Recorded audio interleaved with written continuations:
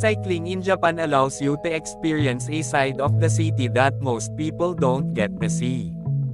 Unchanged neighborhoods, hidden temples, charming family-run stores, and parks and museums may all be explored more easily on two wheels than by train or even car. There is something for everyone, whether you ride a top-of-the-line imported model or a single-gear bike.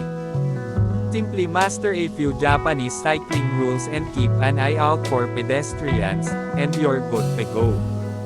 Japan bicycle registration and legal requirements. When cycling in Japan, there are some restrictions and regulations that cyclists from other countries may not be aware of. To begin with, all bicycles must have a working front lamp and a rear reflector. Bells are meant to be a legal necessity, but this isn't enforced, and conflicting reports from Japanese officials even say it's unlawful to use a bell on the sidewalk. Bicycle insurance is required in Tokyo and some other cities, read below. Bicycles must be registered with the authorities where they are used. The registration with the municipal government is only 500 yen and can be done at the time of purchase. Simply complete a form, and the store staff will provide you with a small orange sticker to place on the frame. Remember that you will almost certainly need to write your name and address in Japanese, so bring a friend who can assist you if you are unable to do so. Important, foreign residents and tourists should always carry a passport or a Japanese government-issued identification card. The police can and do stop bikes to check ownership, and it is a legal necessity for non-Japanese to have these documents at all times, so don't get caught without them. Road rules.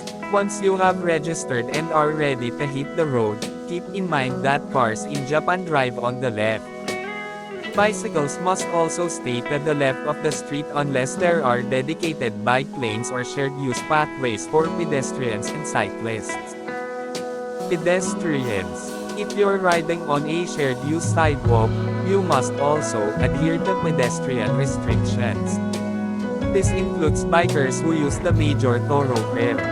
Keep left at the intersection, like the pedestrians do, and you won't go wrong.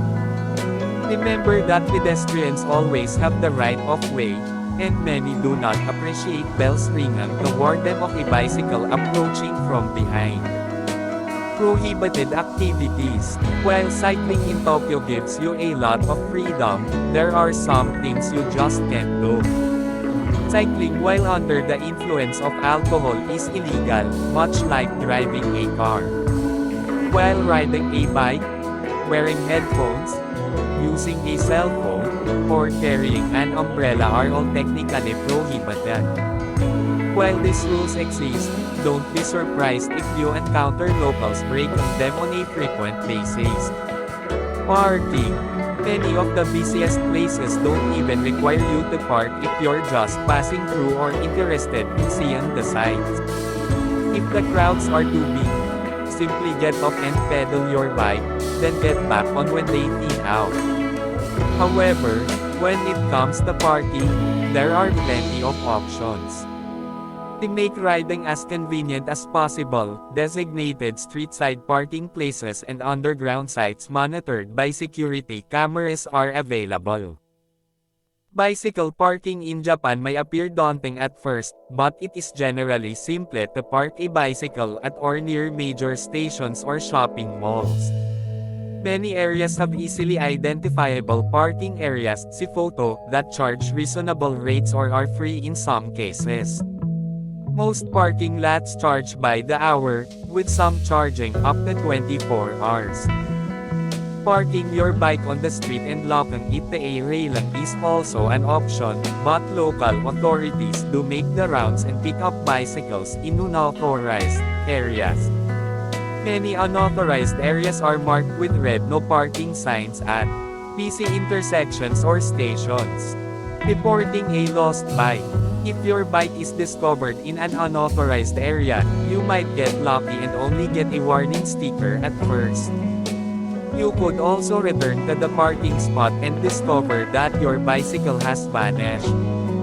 Fear not.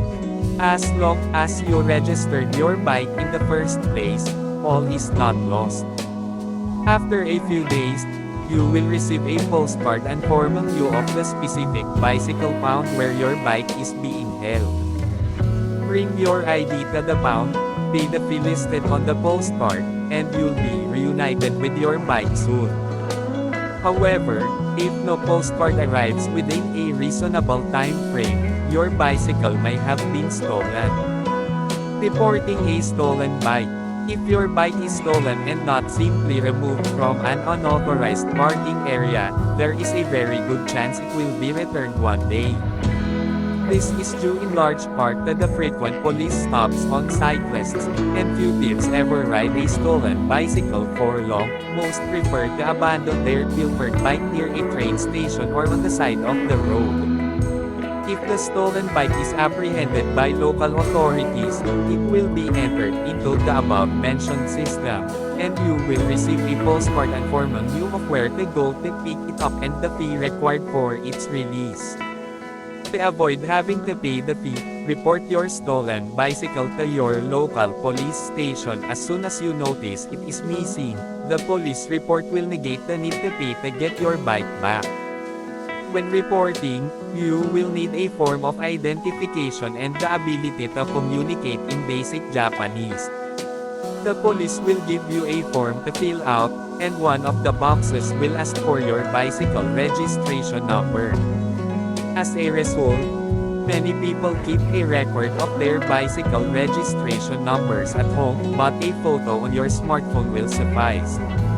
All bicycle riders must enroll in bicycle liability insurance in Tokyo and some other cities.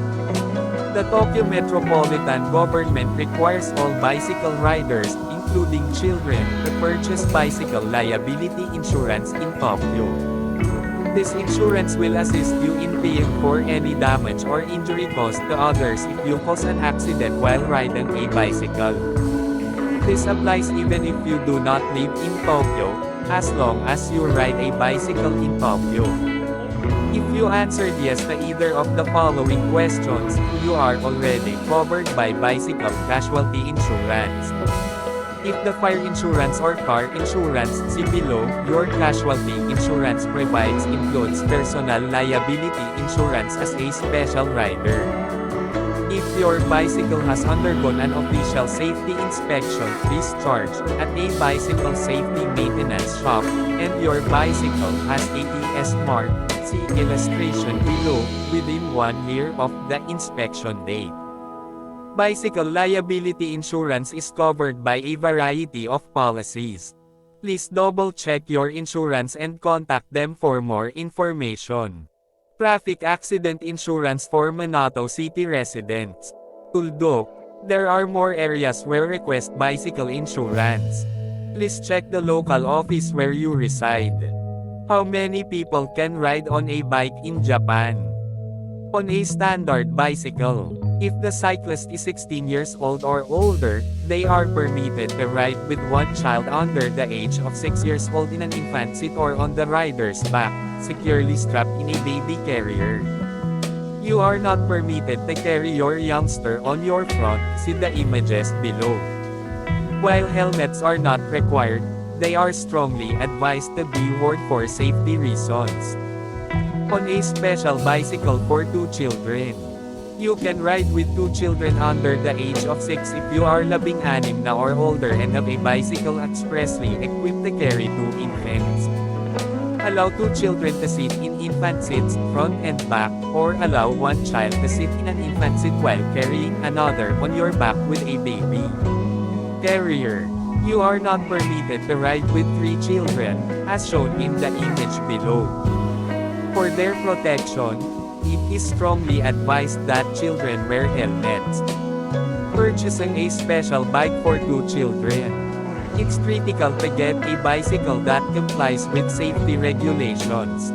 Please double-check that the bicycle has the markings, Bicycle Association approved, and per 2 Rentum Chenji Zanshi Iche, by Japan Bicycle. The mark is, fewer dalawa rin dong Chengji Zanshi Iche, for a bike that meets the more stringent specifications, a bike that complies with the two infants riding standard. Cycling in Japan is for everyone. Besides the obvious health and long-term cost benefits of cycling in any major city, cycling in Japan will truly open up the Japanese capital for those opting for a day, a week, or even longer in the saddle.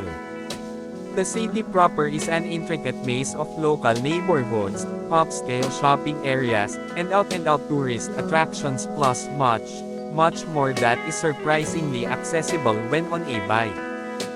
So trade the hassle of train times, subway transfers and Japanese language only buses for freedom on two wheels, you won't regret it.